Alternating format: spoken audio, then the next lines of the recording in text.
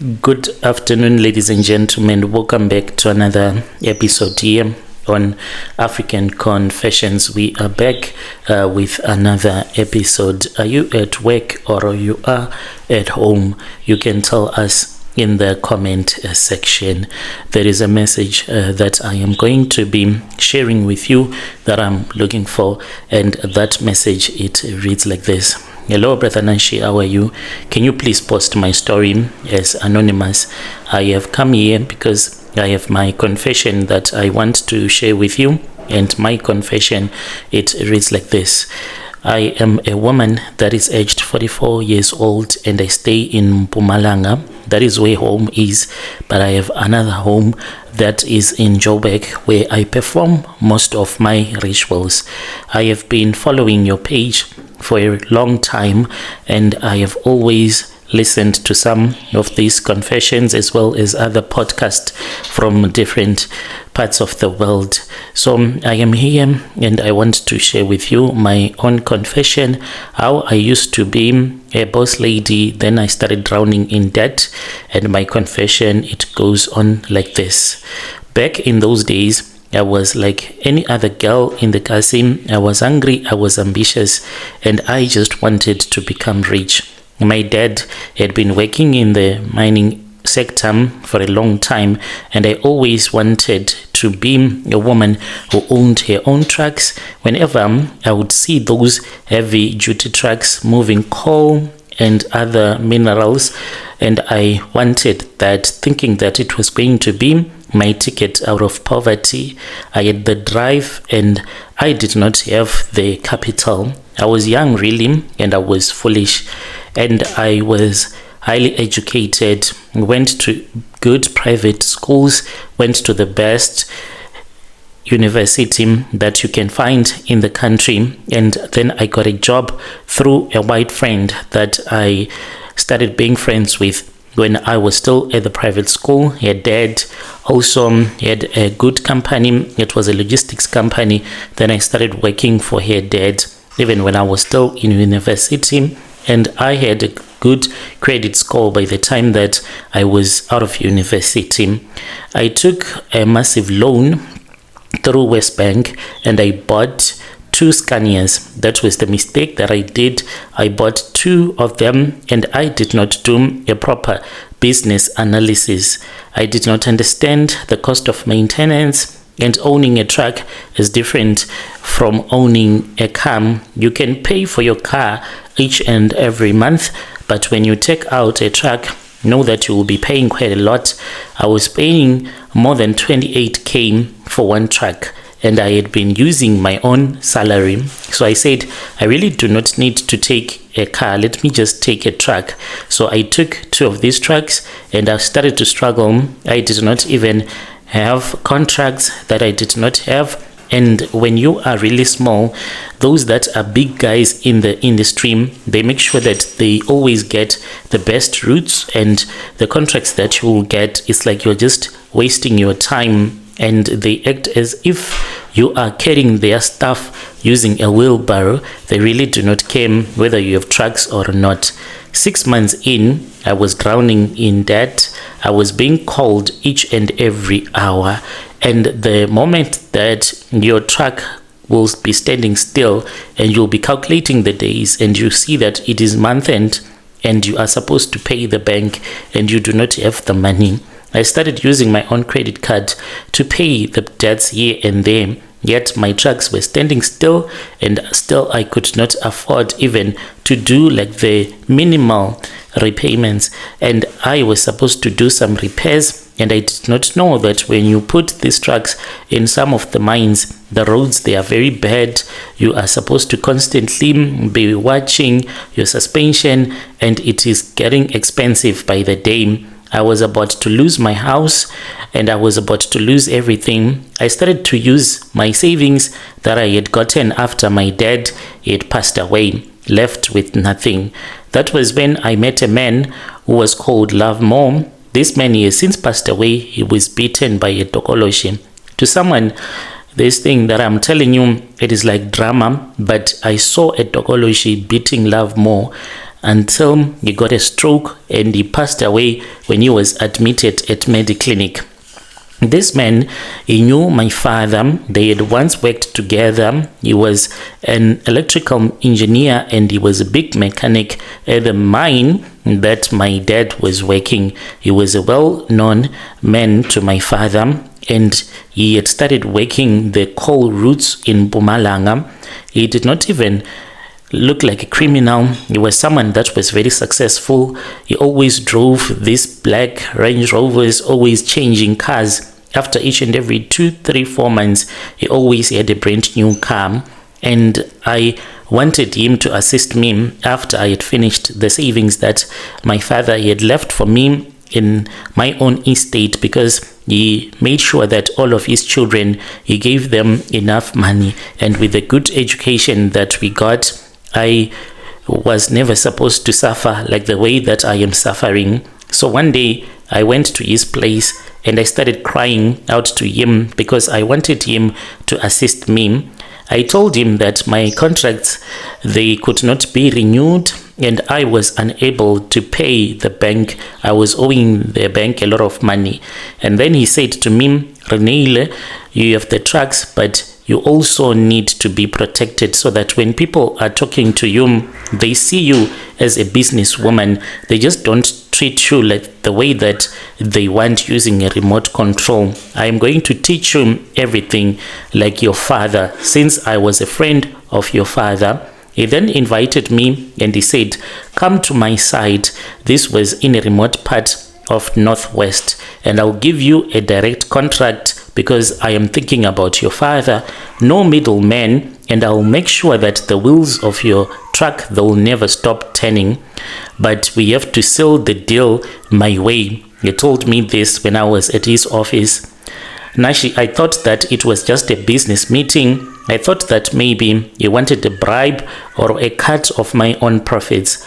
But when I arrived at his farm, really it was just a farm. There was no mine. It was a nice piece of land. And when I got to the farm, he then told me that he was an umtakati.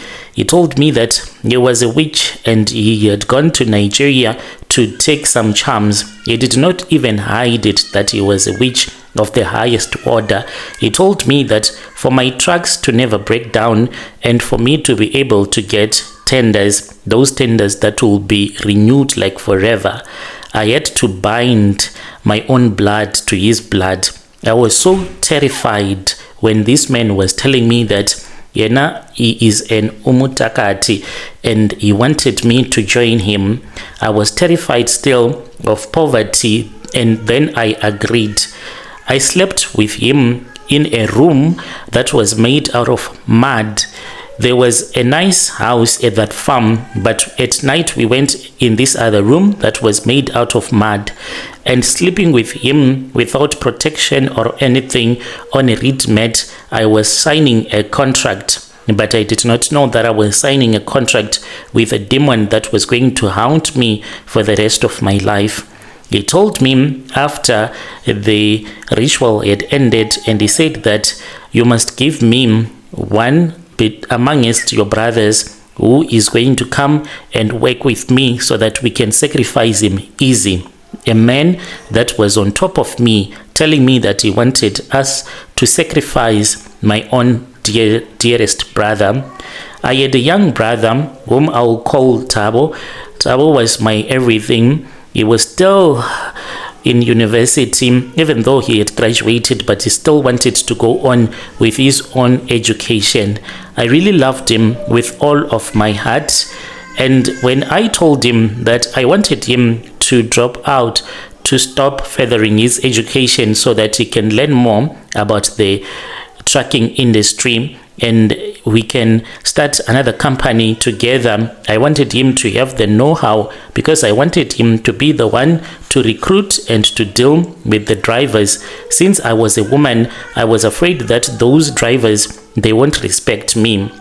So that is how my brother Tabo became an assistant driver to learn the business from the inside, and one day he will run the fleet whilst I will be busy handling the books. Deep down, I thought that my brother was not going to be sacrificed. I had high hopes that if he goes and if he works for Love More, then it was going to give him a future. I did not know that I was marking his grave. The ritual that I did with Love More, it worked immediately. The next morning, I got a call from a major mine, and I had been told that my tender had been approved. This was a mine that I had last submitted for the documents a very long time ago. The money started flowing in, but Love More called me about 3 weeks later. When he called me, I knew that there was something that was wrong. He called me around 2 a.m. And one thing about Love More, all of his drivers, they always died in his trucks, either by accident or a driver will just die in the trucks. He told me that they will be killed by his tokoloshi. When he called me, he said, the ritual has been done, Renele, and that boy, he has died. Brother, that is exactly that happened. Thabo, he was not the one that was driving that truck when they had an accident.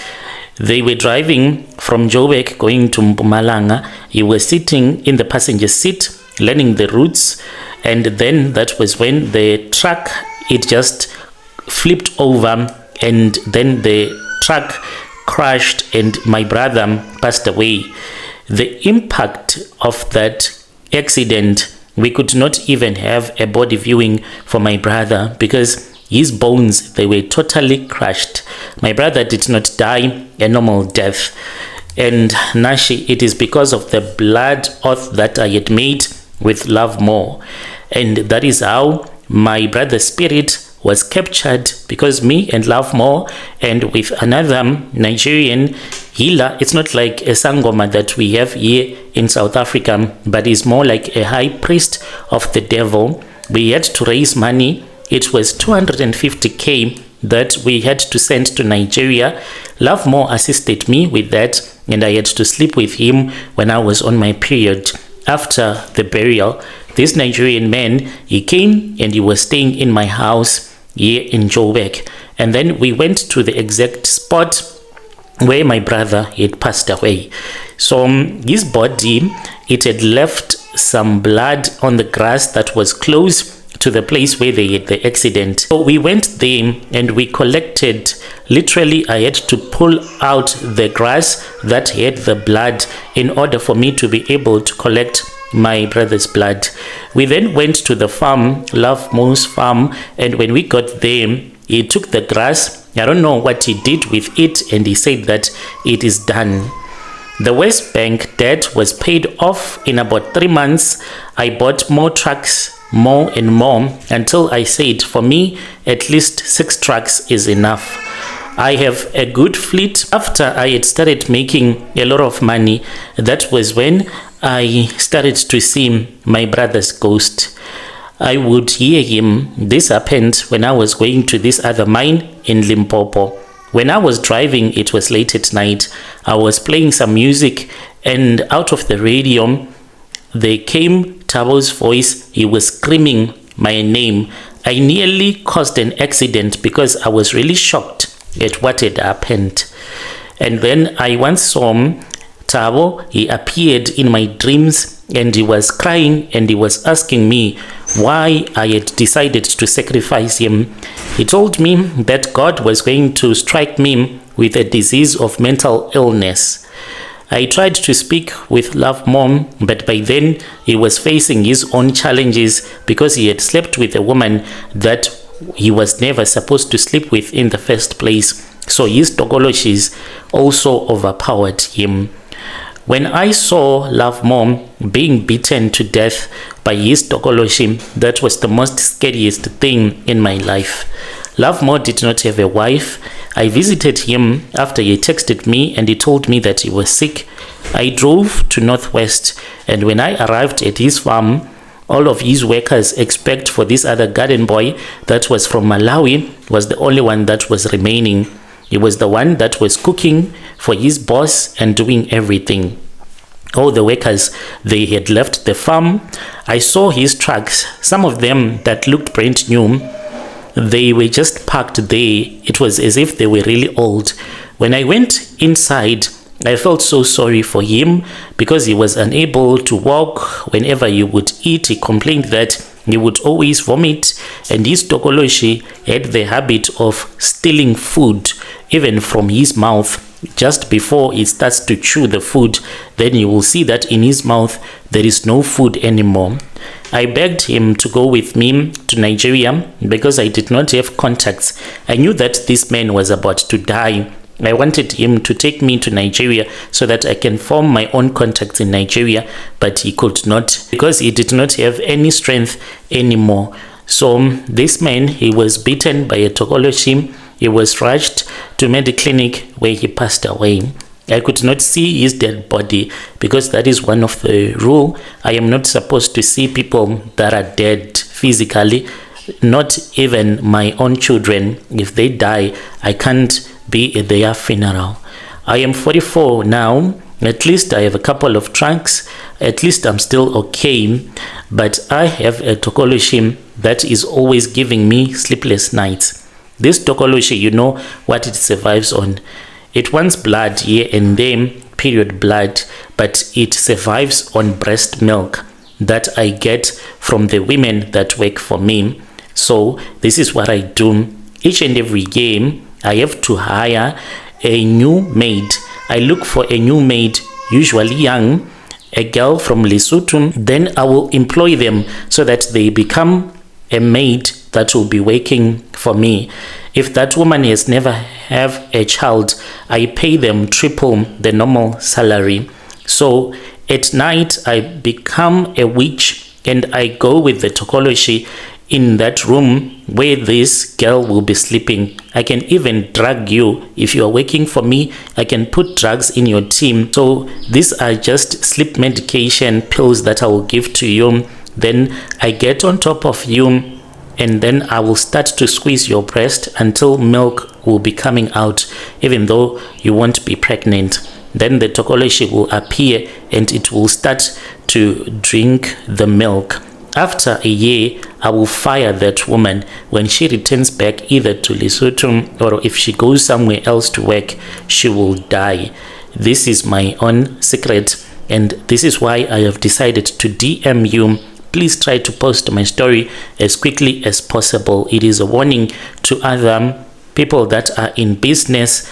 Never seek help from a traditional healer because there is no peace with this money from Ogutwala rituals. You will never know any peace. Dear listeners, right, there was a message that was sent to me by one of our dear sister, a message from Facebook. Strange things indeed, they do happen in this world. If you have any confession that you want to share with us, please do not hesitate to come to my inbox and share with me your own side of the story. I'll be back with another episode. Do you want another episode? If I post, are you going to watch that episode? Won't you skip the episode since it is weekend? You can tell me in the comment section.